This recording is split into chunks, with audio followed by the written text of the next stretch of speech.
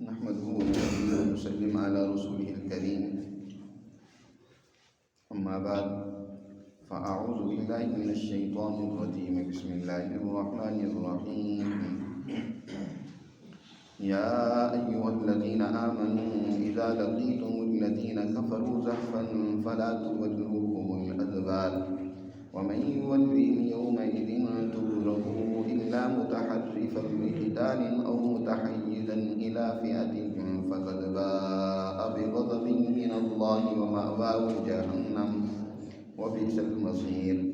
Film تقتلوهم ولكن الله قتلهم وما رميت إذ رميت ولكن الله رمى وليبلي المؤمنين منه بلاء حسنا إن الله سميع عليم.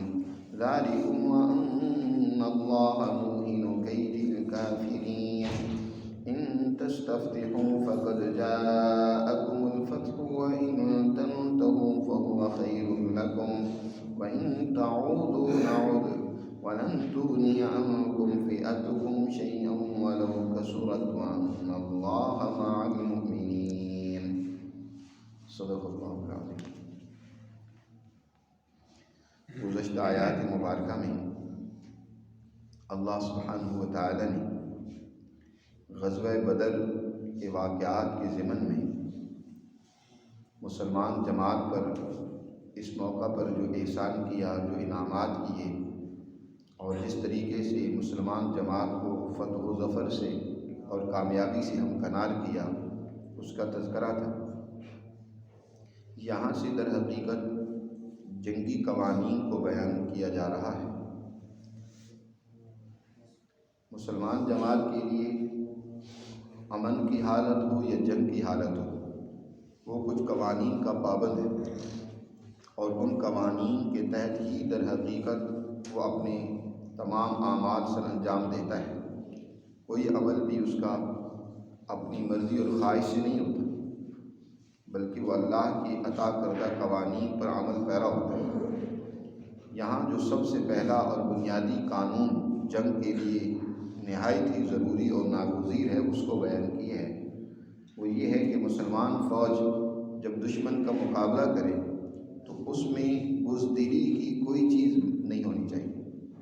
میدان جنگ کوئی پھولوں کا سیج تو ہوتا نہیں ہے، وہاں بہت ہی مشکل اور کٹھن حالات کا سامنا ہوتا ہے. یہاں تک کہ انسان موت سے دو چار ہو سکتا ہے، اس کی جان جا سکتی ہے. اور جب تک وہ جنگ میں یہ نظریہ لے کر شریک نہیں ہوگا کہ میں نے اللہ کے نام پر قربان ہو جانا ہے، شہید ہو جانا ہے، اس وقت تک وہ طاقت و قوت، وہ جمع مردی، وہ ہمت، وہ مقابلے کی جرت نہیں ہو سکتی. یہی بات تو اللہ نے پہلے مذہبی جماعتوں کو کہی کہ تم جس دین اور نظریے کو مانتے ہو، اگر تم اس کے ساتھ مخلص اور سچے ہو تو اس کے قیام اور غلبے کے لیے اپنی جان قربان کر دو. اللہ تعالیٰ نے فرمایا نا اہل کتاب یعنی یہود سے، اے یہودیو تم کہتے ہو کہ ہم اللہ کے ہاں بڑے برگزیدہ ہیں اور اللہ کے ہم بڑے ہی چہیتا قوم ہیں، تو پھر فتمنوا الموت، موت کی تمنا کرو. موت کی تمنا کا مطلب یہ نہیں ہے کہ بیٹھے بیٹھے موت مانگنے لگ پڑو کہ اللہ میاں ہمیں موت دے دے. موت کی تمنا کا مطلب یہ ہے کہ تم میدان جنگ میں دشمن کے مقابلے کے لیے پرعزم ہو جاؤ، اپنی جان قربان کر دو. جس دین کو یا جس ذات سے تم اتنی محبت اور وابستگی کی بات کرتے ہو تو اس کے لیے قربان ہونے کو بھی تیار ہو جاؤ. یہی بات مسلمان جماعت کو یہاں سمجھائی جا رہی ہے کہ مسلمانوں، جب تمہارا ان لوگوں سے مقابلہ ہو، آمنا سامنا ہو جنہوں نے اللہ کی تعلیمات کا انکار کیا ہے، زحفاً میدان جنگ کے اندر، میدان جنگ میں تم ان کے آمنے سامنے ہو تو فلا تولوہم الادبار، اپنی پیٹھ مت پھیرو. اب میدان جنگ میں بھاگنے کی کوئی صورت نہیں ہے، اب مقابلہ ڈٹ کر کرو. اس وقت بھاگنا اکبر الکبائر میں سے، سب سے بڑے گناہوں میں سے ایک بھاگنے کا گناہ بھی ہے. نبی کریم صلی اللہ علیہ وسلم نے ارشاد فرمایا اجتنبوا سبع من الکبائر، 7 بڑے گناہوں سے اپنے آپ کو بچاؤ. المہلکات جو بندوں کو ہلاک کر دیتی ہیں، تباہ کر دیتی ہیں، ان سے اپنے آپ کو بچاؤ۔ ان میں آپ صلی اللہ علیہ وسلم نے جہاں شرک کا ذکر کیا، وہاں اسی طرح فرار عن الزحف کا بھی ذکر کیا کہ میدان جنگ سے بھاگ جانا یہ بہت بڑے گناہوں میں سے بڑا گناہ ہے، بہت بڑا جرم ہے، اور یہ اللہ کے غضب کا دنیا میں بھی انسان کو مستحق بناتا ہے۔ اس لیے یہاں بھی قرآن نے کہا کہ جو میدان جنگ سے بھاگے فقط باء بغضب من اللہ ومأواہ جہنم، دنیا میں اللہ کے غضب کو لے کر وہ لوٹے اور آخرت میں ان کا ٹھکانہ جہنم ہے، ومأواہ جہنم، آخرت میں جہنم میں وہ جلیں گے۔ تو دنیا کے اندر وہ قوم غضب الہی کا شکار ہوتی ہے، اس لیے کہ ایک جب میدان جنگ سے فوجی بھاگتا ہے تو اکیلا نہیں بھاگتا، اس کے بھاگنے سے باقی فوج کے اندر بزدلی پیدا ہو جاتی ہے، وہ بھی بھاگنے کی فکر بھی لگ جاتی ہے، اور پھر فوج کا بھاگنا، میدان جنگ چھوڑ دینا، یہ صرف فوج کا میدان جنگ نہیں چھوڑنا، پوری قوم کو تباہی میں مبتلا کرنا ہوتا ہے کہ اس کی وجہ سے پوری قوم مصیبت میں مبتلا ہو جائے گی۔ اس لیے اگر تمہاری یہاں جان چلی جائے تو کوئی حرج کی بات نہیں ہے، پورے جمع مردی ہمت کے ساتھ، یہ جنگ کا گویا کہ بنیادی اور پہلا اصول ہے کہ میدان جنگ کو نہیں چھوڑنا۔ لیکن اگر میدان جنگ سے تم کوئی جنگی تدبیر اور حکمت عملی کے تحت پیچھے ہٹے ہو تو پھر وہ اس حکم میں نہیں آتا۔ مثلا تم نے یہ سمجھا کہ یہاں ہم پیچھے ہٹیں، دشمن کو اپنے نرغے میں لے لیں، کوئی ایسا پیترا بدلا ہے آپ نے، یا دشمن کا کوئی کمزور حصہ تم نے دیکھا ہے کہ یہاں سے ہٹ کر اگر ہم دوسری طرف سے دشمن پر حملہ کریں گے تو ہمیں جلدی فتح ہو جائے گی، جلدی کامیابی مل جائے گی، تو یہ در حقیقت بھاگنا نہیں، یہ پیچھے ہٹنا بھاگنے کے لیے نہیں ہے، یہ پیچھے ہٹنا در حقیقت اس دشمن پر دوسرے انداز سے وار کرنے کے لیے۔ یہ مطلب بھی نہیں ہے کہ اندھا دھند تم دشمن کے سامنے ڈٹے رہو، بلکہ اس میں جنگی حکمت عملی جو بھی بہتر سے بہتر ہو سکتی ہے وہ تم اپنا سکتے ہو، اس کو اپنانا چاہیے۔ ہاں، دوسری صورت یہ بھی ہو سکتی ہے کہ مثلا ایک چھوٹی جماعت اگر دشمن کے مقابلے میں گئی تھی، دشمن کی تعداد بہت زیادہ ہے، اب وہ چھوٹی جماعت یہ مناسب سمجھتی ہے کہ اس وقت تو ہم اگر یہاں سارے ڈٹے رہے تو مارے جائیں گے، پیچھے جو بڑی جماعت ہے اس کو بھی خبر نہیں ملے گی، اور اس طریقے سے دشمن ان پر بھی حملہ آور ہو سکتا ہے۔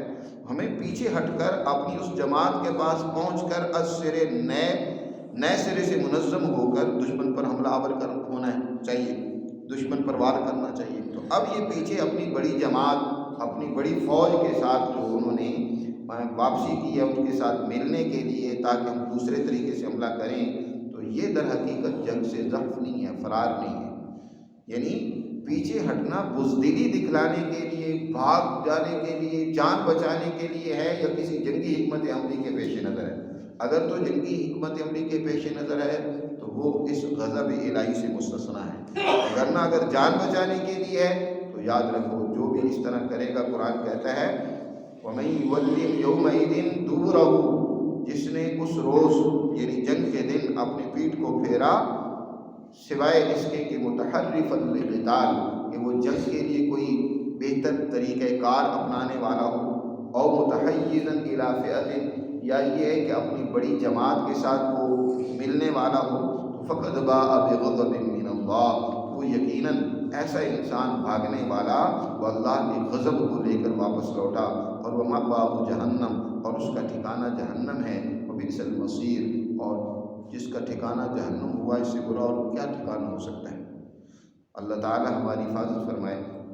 اور فرمایا کہ دیکھو بدر کے میدان میں بھی باوجود بے سر و سامانی کے جب تم اللہ کے قوانین پر عمل کرو گے تو اللہ کی تائید، اللہ کی نصرت، اللہ کی یاوری تمہارے ساتھ ہوگی۔ جنگ بدر میں تم بے سر و سامان تھے، کوئی جنگی آلات تمہارے پاس نہیں ہے زیادہ، اور نہ ہی تعداد تمہاری زیادہ ہے، دشمن تم سے 3 گنا زیادہ ہے، وہ 1000 کی تعداد میں، تم 313 کی تعداد میں ہو جی، لیکن پھر بھی تم دیکھتے ہو کہ کس طریقے سے بری طرح دشمن پٹا، اسے شکست ہوئی، اسے ذلت اور رسوائی کا سامنا کرنا پڑا۔ یہ تم نے کیا تھا، ان کو شکست دی تھی، ان کو قتل کرنے والے تم نہیں تھے، یاد رکھو وہ اللہ کی ذات تھی، اللہ کی مدد انہی لوگوں کے ساتھ ہوتی ہے جو اللہ کے احکامات اور قوانین پر کیا کرتے ہیں؟ عمل کرتے ہیں۔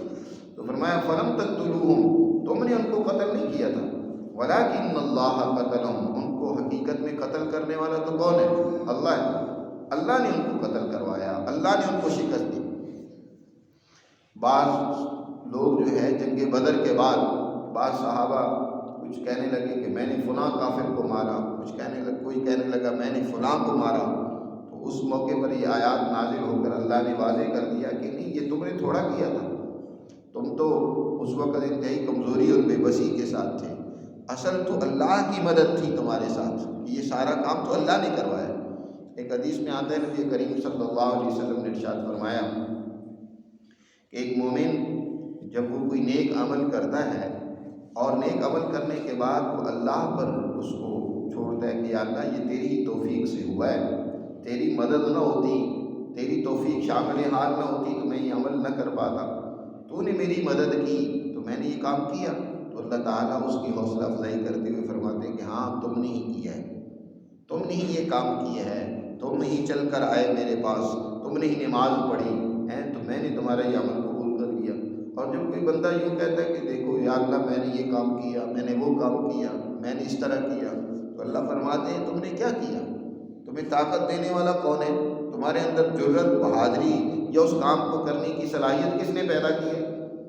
جنگ بدر میں بھی مسلمانوں کی ظاہری حالت تو بہت کمزور تھی اور ابتدا میں کمزوری انہوں نے دکھلائی بھی۔ قرآن نے جیسے کہ پچھلی آیات میں ذکر کیا کہ تم میں سے ایک جماعت تو ایسی تھی کہ وَإِنَّ فَرِيقًا مِّنَ الْمُؤْمِنِينَ لَكَارِهُونَ، ایمان والوں کی ایک جماعت اس جنگ کو سخت ناپسند کر رہی تھی کہ ہم تو مارے جائیں گے، ہماری تو کوئی تعداد نہیں ہے، جنگ کی تیاری سے ہم آئے بھی نہیں ہیں، ہم تو آئے تھے مدینہ منورہ سے صرف قافلے کو روکنے کے لیے، اور قافلہ نکل چکا ہے، اس میں تو کوئی زیادہ افراد بھی نہیں تھے، جنگی ساز و سامان ان کے پاس بھی لڑنے کے لیے کوئی تیاری ان کی نہیں تھی، تم تو ناپسند کر رہے تھے، لیکن ہم نے تمہیں دشمن کے سامنے کھڑا کر دیا اور پھر ہم نے تمہاری مدد کی کہ تم نے اس دشمن کو پوری طرح شکست دی ہے۔ تو فلم تقتلوہم ولکن اللہ قتلہم وما رمیت اذ رمیت ولکن اللہ رما۔ نبی کریم صلی اللہ علیہ وسلم بدر کی رات اللہ کے حضور گڑ گڑا کر آہوزاری کرتے رہے، دعائیں مانگتے رہے۔ آپ صلی اللہ علیہ وسلم اللہ سے بہت ہی یوں ایک عجیب انداز جو ہوتا ہے لجاجت کا، اس انداز میں اللہ سے عرض کرنے لگے اللہم ان کنت تہلک ھذہ العصابہ فلن تعبد بعدا، اے اللہ اگر یہ آج جماعت، چھوٹی سی جماعت جو میں نے تیار کی ہے ہلاک ہو گئی تو تیری بات میں کون بندگی کرے گا، تیری عبادت کرنے والا کوئی نہیں رہے گا۔ اللہ سے یوں عرض و نیاز کرتے رہے۔ اس کے بعد جب آپ صلی اللہ علیہ وسلم اپنے خیمہ اور عریش سے باہر نکلے تو آپ صلی اللہ علیہ وسلم نے ریت کی ایک مٹھی جنگ بدر کی صبح کو اٹھا کر دشمن کی طرف پھینکی۔ قدرت کا نظارہ دیکھیں کہ وہ ایک روز ریت کی مٹھی، دشمن فاصلے پر ہے، ابھی تو حضور صلی اللہ علیہ وسلم اپنے خیمے سے باہر نکلے، سامنے مسلمان فوج کی صفیں ہیں، پھر میدان ہے، پھر آگے دشمن ہے، لیکن قدرت الہی نے ایسی اس میں طاقت و تاثیر پیدا کی، یعنی ریت کے ذروں میں بھی قوت و طاقت رکھنے والی تو اللہ ہی کی ذات ہے، جس ذات نے ان کو بے جان بنایا ان میں وہ جان بھی پیدا کر سکتا ہے۔ اب حضور نے وہ ایک مٹھی ریت کی کیا پھینکی کہ وہ دشمن کے ہر فوجی کے آنکھ میں جا کر لگی اور اس کی آنکھ میں سوزش پیدا کر دی، وہ آنکھیں ملنے لگ پڑے، ان پر عجیب سی حالت طاری ہوگی، بزدلی کی حالت پیدا ہوگی کہ یہ کیا ہمارے ساتھ ہو گیا۔ تو قرآن نے یہاں اسی کا ذکر کیا وما رمیت اذ رمیت، جب آپ نے وہ پھینکی تھی ایک مٹھی کنکریوں کی یا ریت کی، وہ آپ نے نہیں پھینکی تھی بلکہ کس نے پھینکی تھی؟ ولکن اللہ رما، بلکہ اللہ نے وہ پھینکی تھی، اللہ نے ان کے آنکھوں میں پہنچائی تھی۔ وَلِيُبْلِيَ الْمُؤْمِنِينَ مِنْهُ بَلَاءً حَسَنًا إِنَّ اللَّهَ سَمِيعٌ عَلِيمٌ۔ وَلِيُبْلِيَ، اور یہ جنگ اس لیے بھی ہوئی، اللہ نے اس موقع پر دشمنوں پر مسلمانوں کو کامیاب کیا۔ ایک تو یہ کہ یہ کافروں کے لیمحق الکافرین، ولیمحق الکافرین، کافروں کو مٹانا، ان ظالموں کو شکست دینا مقصد تھا، اور دوسرا یہ مقصد بھی تھا کہ اللہ تعالیٰ مسلمانوں کو بہت زیادہ انعامات سے نوازے۔ یہاں لیوبلیہ بمانے لیوتیہ کی ہے کہ لیُؤْتِیَ الْمُؤْمِنِینَ مِنْهُ بَلَاءً حَسَنًا، یعنی عطاءً حسنا، اللہ تعالیٰ نے بہت زیادہ اچھا بدلہ عطا فرمائے، مال غنیمت کی صورت میں، کامیابی اور نصرت کی صورت میں اللہ تعالیٰ نے نوازے۔ ان اللہ سمیع علیم، بے شک اللہ تعالیٰ سب کی سننے والا اور سب کچھ جاننے والا ہے۔ ذالکم وان اللہ موہن کید الکافرین، اور ہم نے کہا کہ یہ دیکھو، یہ تو اللہ نے تمہیں اس موقع پر کامیابی اور نصرت دی ہے، اور مستقبل میں بھی اللہ ظالموں اور کافروں کے جو مخفی تدبیریں اور داؤ پیچ ہوں گے ان کو کمزور کرے گا۔ وہ اب تمہارے خلاف کوئی زیادہ منظم انداز سے جنگ نہیں کر سکیں گے۔ موہینوں کئی دل کافرین، کافروں کی یہ داؤ پیچ جو ہیں، یہ ان کی تدبیریں جو ہیں، یہ ناکام ہوگی، اور اللہ تعالیٰ آئندہ بھی تمہیں کامیابی عطا کرے گا۔ ان تستفتحوا فقد جاءکم الفتح، اگر تم فتح کی دعائیں مانگ رہے تھے تو اے کافرو، لو تمہارے پاس فتح آ چکی ہے۔ اس جنگ میں جب قریش مکہ سے نکل رہے تھے، ابو جہل غلاف کعبہ کو پکڑ کر اللہ سے دعا کرتا ہے کہ یا اللہ، ہم دونوں جماعتوں میں سے جو تیرے ہاں بہتر ہے، جس کا بہتر نظریہ اور دین ہے، اے اللہ اس کو کامیابی اور فتح سے ہمکنار کر۔ یہ اللہ سے دعا کر رہا ہے۔ اور اسی طرح حضور صلی اللہ علیہ وسلم جب مکہ میں تھے، اس کو ڈراتے ہیں حضور صلی اللہ علیہ وسلم کہ اللہ کے عذاب سے باز آ، ڈر، تمہیں اللہ کے عذاب سے ڈرنا چاہیے، اور اس طرح کی حرکتیں ظلم و فساد کی مت کر۔ تو وہ کہتا ہے حضور صلی اللہ علیہ وسلم سے کہ وہ لے آؤ وعدہ جس کی تم ہم سے بار بار باتیں کرتے ہو کہ اللہ کا عذاب تم پر آئے گا، وہ کب آئے گا؟ وہ مسلمانوں سے اس کی دعائیں، مسلمانوں سے اس کا مطالبہ کرتے ہیں، حضور صلی اللہ علیہ وسلم سے مطالبہ کرتے تھے کہ لے آؤ وہ وعدہ جس عذاب سے تم ہمیں ڈرا رہے ہو۔ تو قرآن نے کہا کہ لو تم بھی اس عذاب کو مانگ رہے تھے، یا فتح و نصرت کو تم مانگ رہے تھے کہ جو اچھی جماعت ہے، جو بہتر جماعت ہے، اللہ اس کو کامیابی دے، تو لو وہ پھر فتح آ گئی۔ اللہ نے جو بہتر جماعت تھی اس کو کامیاب کر دیا، اور وہ نصرت کا وعدہ جو اللہ نے مسلمان جماعت سے کیا وہ پورا ہوا، اور جو تمہارے ساتھ اللہ کا وعدہ تھا کہ تمہیں شکست، ناکامی اور ذلت اور رسوائی اٹھانی پڑے گی، وہ تم نے دیکھ لیا۔ نبی کریم صلی اللہ علیہ وسلم نے اس موقع پر ابو جہل اینڈ کمپنی، یہ جتنے بڑے بڑے سردار تھے، ان کی پیشانیوں سے ان کو پکڑ کر گھسیٹ کر اس کنویں میں ڈال دیا جس کو قلیب بدر کہتے ہیں۔ ان میں ڈالا، اور حضور صلی اللہ علیہ وسلم نے ان کو مخاطب کیا، پکار کر کہا اے ابو جہل، اے عتبہ، آپ نے اس موقع پر اعتراض کیا، کہا اے عتبہ، اے شیبہ، ان کے نام لے لے کر فرمایا کیا تم نے اللہ کا وہ وعدہ سچا پایا یا نہیں پایا؟ میں نے تو اللہ کا وعدہ سچا پا لیا۔ اللہ نے ابتدائی صورت میں نازل کر کے یہ حکم دے دیا تھا، فرما دیا تھا کہ لنسفعن بالناصیہ، تم بھی اپنے لشکر اکٹھے کر لو، ہم بھی اپنا لشکر اکٹھا کر رہے ہیں، اور ہم تمہیں پیشانیوں سے گھسیٹ کر پکڑ کر کیا ہے جہنم میں ڈالیں گے۔ لنسفعن بالناصیہ، ناصیۃ کاذبہ، ہم تمہیں تمہاری پیشانیوں سے کھینچیں گے، پکڑیں گے۔ اور وہی اللہ کے اس لشکر نے، یعنی مسلمان لشکر اور جماعت نے ان ظالموں کو پکڑا اور پھر اس کنویں میں ڈالا۔ عمر فاروق رضی اللہ تعالیٰ عنہ نے اس موقع پر حضور سے عرض کی کہ اللہ کے رسول، آپ ان کو اس طرح مخاطب کر کے ان کو بات کر رہے ہیں، تو یہ کیا آپ کی بات سن رہے ہیں؟ فرمایا عمر، تم ان سے زیادہ نہیں سن رہے ہو، وہ تم سے زیادہ سن رہے ہیں، لیکن اب اس وقت انہیں جواب دینے کی طاقت نہیں ہے، وہ جواب نہیں دے رہے، لیکن وہ ہماری طرف متوجہ، ہماری بات سن رہے ہیں۔ تو اسی وعدے کا ذکر ہے یہاں، ان تستفتحوا، اگر تم کافروں فتح کی دعائیں کر رہے تھے نا، تم مانگ رہے تھے کہ اللہ سچی اور جو صحیح جماعت ہے اس کو فتح دے، یا اللہ کا وعدہ پورا ہو، تو فقد جاءکم الفتح، لو اللہ کی طرف سے فتح آ چکی ہے۔ وَإِن تَنْتَهُوا فَهُوَ خَيْرٌ لَكُمْ، اگر تم اب بھی باز آ جاؤ تو تمہارے لیے بہتر ہے۔ دیکھو عین جنگ کا موقع ہے، مسلمانوں کو اللہ نے فتح اور نصرت سے ہمکنار کی ہے، لیکن پھر بھی اعلان کیا کیا جا رہا ہے کہ اب بھی اگر تم ظلم و زیادتی اور شرارتوں سے باز آ جاؤ تو تمہارے لیے بہتر ہے، ہم کوئی تمہارے ساتھ لڑائی نہیں چاہتے۔ وہیں تعودوا، لیکن اگر پھر تم وہی ظلم و شرارتیں کرو گے، مسلمان جماعت کو کچلنے، ختم کرنے کے لیے لشکر اکٹھے کرو گے، تو نعوذ، ہم تمہاری پھر اپنی اس مسلمان جماعت کی مدد کریں گے۔ باز آ جاؤ تو ٹھیک ہے۔ اسلام زبردستی کسی پر تلوار نہیں چلاتا، جب کوئی ظلم پر اترتا ہے، فساد کو اترتا ہے، مسلمان جماعت کی آزادی کو برداشت نہیں کرتا، وہ اللہ کی غلامی جو کرنا چاہتا ہے، اللہ کے قوانین کو معاشرے میں غالب اور قائم کرنا چاہتا ہے، اس راستے میں رکاوٹ ڈالتا ہے، تو پھر اسلام کہتا ہے کہ ٹھیک ہے، پھر تمہیں راستے سے ہٹانا ضروری ہے، تم کینسر ہو، اس کینسر کا علاج اور آپریشن پھر ضروری ہے۔ ایسا نہیں ہے کہ اسلام بس ہر ایک معاشرے کے فرد کو قتل کرنے کا حکم دیتا ہے جو کلمہ نہیں پڑھتا۔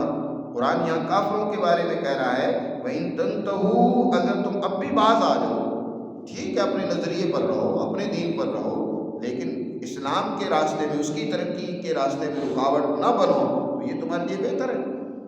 لیکن اگر تم باز نہ آئے، یاد رکھو اسلام ہمیشہ لڑائی اور جنگ ان لوگوں کے خلاف ہی کرتا ہے جو در حقیقت سچی مسلمان جماعت دین کے راستے میں رکاوٹ پیدا کرتی ہے۔ اگر کوئی رکاوٹ نہیں پیدا کرتا بلکہ مسلمانوں ہی کے نظام کے تحت امن سے زندگی گزارنا چاہتا ہے، اسلام اسے پوری طرح تحفظ دیتا ہے، اس کی جان مال آبرو کی حفاظت کرتا ہے، دینی حوالے سے اسے کہتا ہے لا اکراہ فی الدین، تمہارا اپنا نظریہ ہے، تم اپنے نظریے اور دین کے مطابق اپنی عبادت خانوں میں، اپنے گھروں میں عبادت کرنا چاہتے ہو تو کرو۔ ذمیوں کے جان و مال کی آبرو کی حفاظت کا اسلام نے ذمہ لیا ہے۔ حضور صلی اللہ علیہ وسلم نے بڑی تاکید کی، اور ہر ایک نے خلیفہ نے ذمیوں کے حقوق کو محفوظ بنایا، کسی ذمی کو تعرض کرنے، نقصان پہنچانے کی قطعی طور پر اجازت نہیں تھی۔ ذمی کون ہوتے تھے؟ وہی ہوتے تھے جو کافر کلمہ نہیں پڑھتے تھے لیکن اسلام کے سیاسی اور معاشرتی نظام کو انہوں نے قبول کیا ہوتا تھا، اس کے تحت وہ زندگی گزارتے تھے۔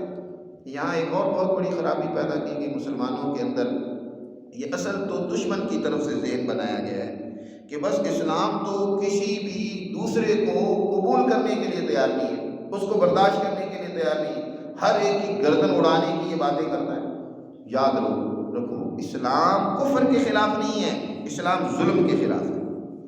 ظالم کوئی بھی ہو، اسلام اس کے ہاتھ کو روکتا ہے، اس کے ہاتھ کو کاٹتا ہے۔ اسلام میں جنگ کفر کے خلاف نہیں ہے۔ جن لوگوں نے کفر کے خلاف جنگ سمجھ لی ہے انہوں نے در حقیقت دین اسلام کے نظریے اور دین کو صحیح معنوں میں سمجھا ہی نہیں۔ اگر دین اسلام کی کفر کے خلاف جنگ ہوتی تو پھر ذمیوں کو پناہ دینے کی کیا اجازت تھی؟ پھر کیا ضرورت تھی؟ ان کو بھی بخشا نہ جاتا، وہ بھی تو کافر ہوتے، ان کی بھی گردنیں اڑا دی جاتی۔ حضور صلی اللہ علیہ وسلم جب بھی کوئی لشکر بھیجتے، انہیں جو ہدایات دی جاتی تھیں، تو آپ کیا ہدایت دیتے تھے؟ فرماتے تھے کہ تمہیں وہاں جہاں تم لڑنے جا رہے ہو وہاں تمہیں کچھ بوڑھے ملیں گے، کچھ عورتیں ملیں گی، کچھ ایسے لوگ ملیں گے جو اپنی عبادت گاہوں میں وہ عبادت کرنے میں مصروف ہیں، ان سے تعرض نہ کرنا، بچوں سے تعرض نہ کرنا، ان سے تعرض نہیں کرنا۔ کافر تو وہ بھی تھے، اپنے مذہب کی عبادت کر رہے ہیں۔ فرمایا ان سے نہیں، تم نے صرف لڑنا ہے تو صرف ان سے لڑنا ہے جو میدان جنگ میں تمہارا مقابلہ کرتے ہیں، جو جنگ کے لیے تمہارے خلاف استعمال ہو رہی ہیں، ان کے خلاف تم نے تلوار کو اٹھانی۔ تو اسلام در حقیقت یاد رکھو امن کا مذہب ہے، وہ مظلوم کی مدد کرتا ہے، وہ ظلم کے خلاف آواز اٹھاتا ہے، اس کی ساری جنگیں ظلم کے خلاف ہیں۔ آج ہم نے اس دنیا بھر کے مظلوم کافروں کو بھی اپنا مخالف اس لیے بنا دیا کہ ہم نے شور مچا دیا کہ اسلام جو ہے نا، اسلام اور کفر کی جنگ ہے۔ کفر سے یہاں جہاں بھی کافر کا تذکرہ آتا ہے اس سے مراد وہ کافر ہوتا ہے جو مسلمانوں کو برداشت نہیں کرتا، جو مسلمانوں کو ختم کر دینا چاہتا ہے، ان کی آزادی کو قبول کرنے کے لیے تیار نہیں ہے، وہ ان کے وجود کو دیکھنا نہیں چاہتا، جیسے ابو جہل اینڈ کمپنی ہے، یہ کافر ہیں لیکن ظالم ہیں جی۔ لیکن اس کے مقابلے میں اور بہت سارے کافر ایسے ہیں کہ جو ظلم کا راستہ اختیار نہیں کرتے، اسلام نے ان کو امن دیا، پناہ دی ہے۔ وَإِنِ اسْتَجَارَكَ فَأَجِرُوا، اگر تم سے امن مانگے، پناہ مانگے تو ان کو ضرور پناہ دو، فَأَجِرُوا، ان کو پناہ دو، امن دو۔ اگر یہاں بھی قرآن یہی بات کہہ رہا ہے کہ اگر وَإِن تَنْتَهُوا فَهُوَ خَيْرٌ لَكُمْ، اگر تم لڑائی سے باز آ جاؤ، ظلم و ستم سے باز آ جاؤ تو تمہارے لیے بہت بہتر ہے۔ لیکن وَإِن تَعُودُوا، اور اگر پھر تم یہی سرکشی اور یہی طریقے اختیار کرو گے تو ہم بھی پھر تم اپنی مسلمان جماعت کی مدد کریں گے۔ وَلَن تُغْنِيَ عَنْكُمْ فِئَتُكُمْ شَيْئًا، اور تمہاری جماعت، تمہارا جتھا تمہارے کام نہیں آئے گا، چاہے کتنی زیادہ کیوں نہ ہو۔ وَلَوْ كَثُرَتْ، جتنی فوج اکٹھی کر لو وہ تمہارے کام نہیں آئے گی۔ اور یہی بات ہے، اس کے بعد بھی کفار مکہ نے کئی ایک محاذ نے بڑے لشکر اکٹھے کر کے مسلمانوں پر حملہ کرنے کی کوشش کی، لیکن ناکامی اور ذلت اور رسوائی اٹھانی پڑی۔ وَأَنَّ اللَّهَ مَعَ الْمُؤْمِنِينَ، اور اللہ کی یاد رکھو کہ بے شک اللہ کی تائید و نصرت کن کے ساتھ ہوتی ہے؟ سچی ایمان والی جماعت کے ساتھ، جس کا نظریہ درست ہو، جس کا عمل ٹھیک ہو۔ آج مسلمان ناکام ہیں اس لیے کہ سوچ اور نظریے انہوں نے اپنا ختم کر دیا، اور پھر دین اسلام کے ساتھ وابستگی کیا ہے؟ بس رسم کے درجے کی رہ گئی ہے۔ اب دین اسلام جس کو سچا وہ مذہب مانتے ہیں، اس کا جو نظام ہے اس کو سمجھتے ہی نہیں ہیں۔ دین اسلام کا جو عدل کا نظام ہے، امن کا، خوشحالی لانے کا، انسانیت کے مسائل حل کرنے کا، اس کو سمجھتے ہی نہیں ہے، اور اس کو قائم کرنے کے حوالے سے سوچ ہی نہیں ہے۔